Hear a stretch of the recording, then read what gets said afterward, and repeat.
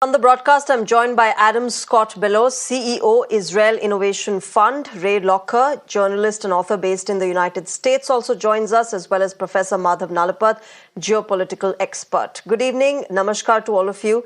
Let me begin with you, Adam. This was a 21-day ceasefire that was proposed by US and its allies. The very obvious and the simplest question in this entire conflict is why has Israel rejected this ceasefire plan?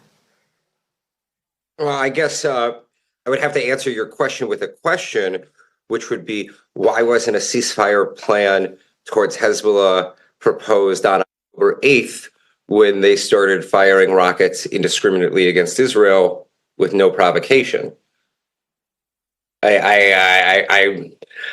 I find it very interesting that every single time Israel responds to being attacked and responds to decimating the enemy in which that is attacking her, constantly the international community wants Israel to engage in some type of a ceasefire.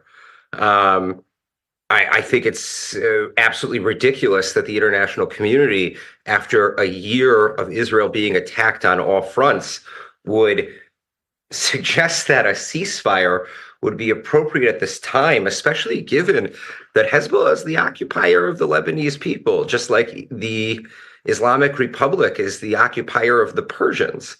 So I do find it a little ridiculous that the first thing off the bat is, why would we reject this? 10% of Israel has been scorched.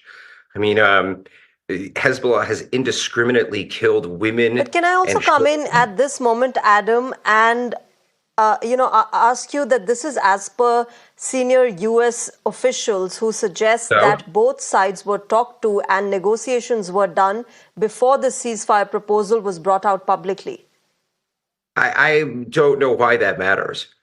I mean, in all due respect, I don't understand why that matters. Right now, Israel has publicly humiliated and castrated the founders of modern Islamist terrorism, the creators of the suicide bomber, those who have inspired the majority of the terrorism that we have seen around the world in the 21st century comes from Hezbollah. They are the ones who have inspired the extremism that is trying to take us back to the medieval times and has allowed us to witness the barbaric human behavior that we have seen over the last 24 years in the 21st century. So I do think it's a little ridiculous that all of a sudden people are trying to call for another ceasefire, when if you look at the history of what the 22, 24 proposed ceasefires between Hamas and Israel since October 7th, Hamas has rejected almost every single one of them. I think that we are still, and I think the world is still trying to sell the idea that Israel is at war with Hamas or Israel is at war with Hezbollah. Israel is at war with Iran and its proxies.